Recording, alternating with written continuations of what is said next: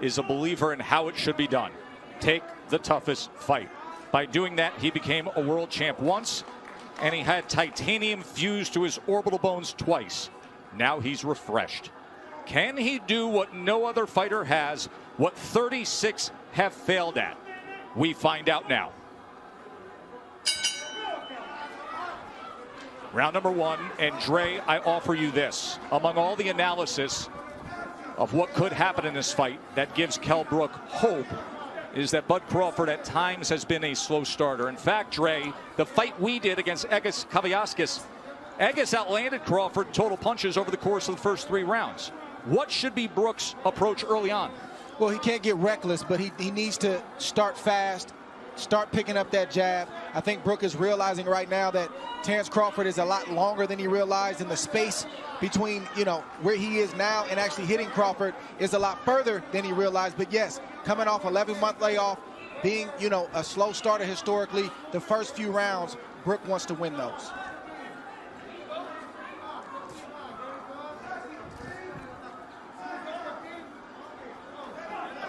But it looks like Brook is playing Crawford's game now. He's watching, he's studying, and I don't think he can outthink Crawford. He's got to start to let those hands go as he comes behind that left hand. See, Brook thing is timing. That's his thing. He wants to time Crawford on the way in. Brook also has a great jab, a sharp jab, a strong jab. And you can see Terence Crawford trying to figure out how he can land his jab without getting hit.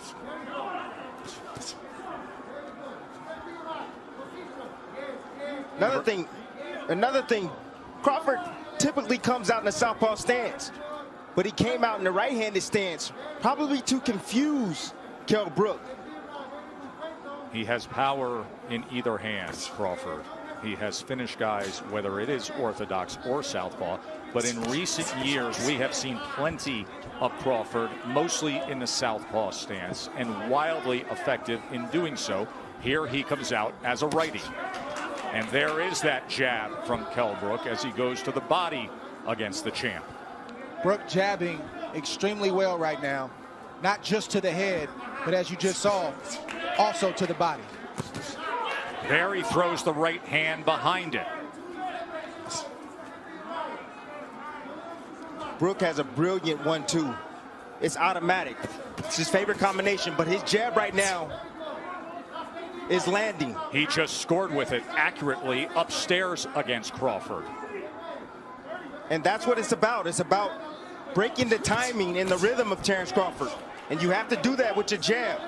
Set it up. The power hand, which is the right hand for Brook. Crawford looking to close that gap as he goes southpaw for a moment, doubles up the right hand jab, and then comes with a left. Good exchange here as he switches back to righty. Fascinating first round. Going to take a short break. He landed 6 of them. Look, timing is what Kell Brook is special at. He has a 69-inch reach. You have to understand that. He has the shorter arms in this matchup, but he knows when to throw his jab, and at the right time, at the right distance, and at the right speed. Funny to say that he doesn't have the reach. I mean, just look at the size advantage. Look at the size across the shoulders, across the back. Look at the muscles popping in the upper body of Kell Brook, and the base he has as well, that foundation with the legs. And see, what I noticed is that Kell Brook is taking a page out of Egis Kaviaskis. He's being patient. He's waiting. He's looking to counter Crawford. He's trying to get Crawford to commit so he can make him pay. Jab is giving Crawford a lot of problems right now. You see him thinking, and Brook is doing the right thing. He's jabbing. That's the most important thing he can do right now because it sort of keeps him out of danger. It helps him to kind of create his range and where he wants to let his shots go, and it's also got Crawford thinking.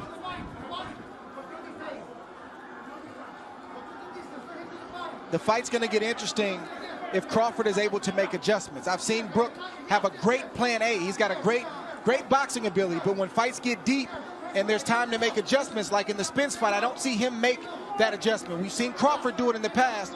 He's going to have to do it right now because plan A, Brook has the advantage.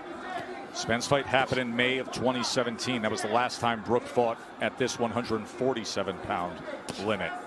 He was fighting brilliantly, and then Spence got to him with the power and scored an 11th round TKO with a broken left orbital bone suffered. You also want to see how Brook takes the shots of Crawford as he starts to land clean, flush shots.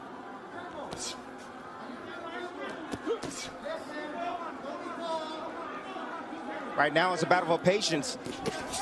Neither fighter can afford to make a mistake, and as you see, Brook stepped in just a tad bit, and Terence had combinations waiting on him. Just fired off a right uppercut, did Kell Brook. Brook has every punch in his arsenal. He has a strong left hook. He also has a straight right hand and a beautiful uppercut. And as you can see, his jab is giving Terence Crawford problems, and Terence goes southpaw. Crawford switches for one of two reasons. Either he sees something, or what he was doing in the right-handed stance wasn't working. What do you suspect here, Dre? I think the latter is true. The right-handed stance wasn't working, and he wants to see if he can get something going from the left-handed stance. Stop. No. And a 2 in Vegas. Into CompuBox, Bud Crawford opponents land just 21% of their total punches. That is #1 in the world among welterweights. So far tonight, Kell Brook is landing 36% of his punches against Terence Crawford. So don't think that Kell Brook is worried about Terence Crawford going southpaw. He's not worried about that at all, because he's used to that. He comes from the Ingles gym. He's used to seeing switch hitters in his gym, guys that switch from orthodox to southpaw. It's nothing to him. You mentioned the Ingle gym. That is the veteran British trainer Dominic Ingle, who has trained Kell Brook since the start of his career. But Ingle opted out of this world title fight due to COVID concerns, because Kell Brook trains in the Canary Islands for training camp. Ingle did not want to travel and then have to quarantine, nor come to the United States. So instead, Carlos Formento is the trainer in the corner of Kell Brook. First time they've ever worked together. I'll tell you one thing that the southpaw stance has done. It's taken the jab away from Kell Brook. You see, he's not landing his jab consistently anymore. Well, when Crawford turns southpaw, he's not even throwing. That's what happens. That's what turning southpaw does. But it does allow you to land a right hand like Brook just landed on Crawford right now. The right hand can be the best weapon against a southpaw. And of course, when he is in that lefty stance, you will see that right hand of Bud Crawford, as it is right now, hanging right over the front of Kell Brook. Listen, Crawford has the reach advantage, but he's going to have to close the distance on Kell Brook. He told us in the build-up to this fight that Brook can't fight mid-range and in close. Right now, Brook is winning the battle from the outside. Crawford's got to slowly start to close that space. There's that right lead again from Kell Brook. Minutes ago here in round 3. Pretty good start for the challenger, the former IBF welterweight champion. A guy who says he's rejuvenated. 3 fights since he lost the welterweight championship to Errol Spence. That's how Errol Spence had success against Brook. He closed the distance and started to bully Kell Brook. He started to fight him in close. Brook fought back valiantly, but he really didn't have any answers for that. See Crawford having his moments there. I see some swelling already. On the right eye of Terence Crawford, in the right hand, right down the middle, that just lands for Kell Brook. And there's a right hand from Crawford. Way to answer that right hand.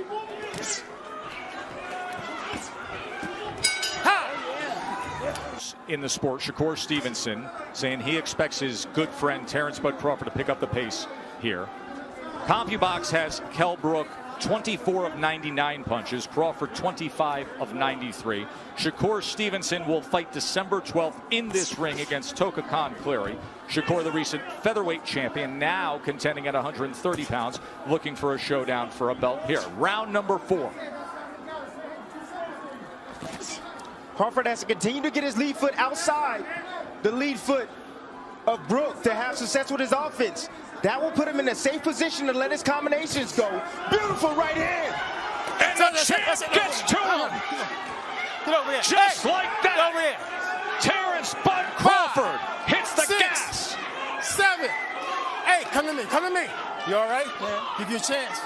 One of the best closers in the game. 27 knockouts in his career. Do we have 28 right here? This fight is also thundering in. Look at Crawford. Vicious attack to close it. No. And he stares at. As you can see, Kell Brook was moving forward. He shot a jab out there. Crawford timed it over the top with a nice, short, I would say jab, hook, jab, hook type. That's the first knockdown. Remember, the ropes held him up. Boom. That look in his eyes. At this point, the fight was as good as done because Terence Crawford is one of the best finishers in the game. You can't be hurt like that against Crawford, especially knowing that he had a slow start. He wants to come in here and prove a point and remind everybody why he's atop that list, and that's how you do it. Once again, to your point, Tim, it's not a 3 or 4 round fight.